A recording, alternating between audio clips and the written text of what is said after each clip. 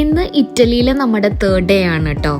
മാത്രമല്ല നമ്മൾ ഇന്ന് വിസിറ്റ് ചെയ്യാൻ പോകുന്നത് എൻ്റെ ഒരു ബക്കറ്റ് ലിസ്റ്റ് ഡെസ്റ്റിനേഷനിലേക്കാണ്.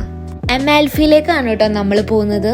ഇറ്റലിയിലെ വളരെ പോപ്പുലർ ആയിട്ടുള്ള ഒരു കോസ്റ്റൽ ടൗൺ ആണ് അമാൽഫി. അമാൽഫി കോസ്റ്റ് വളരെ പിക്ചറിസ്റ്റിക് ആയിട്ടുള്ള ഒരു സ്ഥലമാണ് കേട്ടോ. അതുപോലെ ഇവിടുത്തെ മെഡിറ്ററേനിയൻ ലാൻഡ്സ്കേപ്പും അതുപോലെ തന്നെ പനോറമിക് വ്യൂവും കൊണ്ടൊക്കെ തന്നെ ഈ സ്ഥലം ഭയങ്കര പോപ്പുലർ ആണ്. കോസ്റ്റൽ ഏരിയ ആയതുകൊണ്ട് തന്നെ ഇവിടെ നല്ല ഇറ്റാലിയൻ സീ ഫുഡ് ഡിഷസും നമുക്ക് കിട്ടും. നമ്മളിപ്പോൾ പോകുന്നത് ഓഫ് സീസണിലാണ്, അതുകൊണ്ട് തിരക്ക് കുറച്ച് കുറവായിരുന്നു.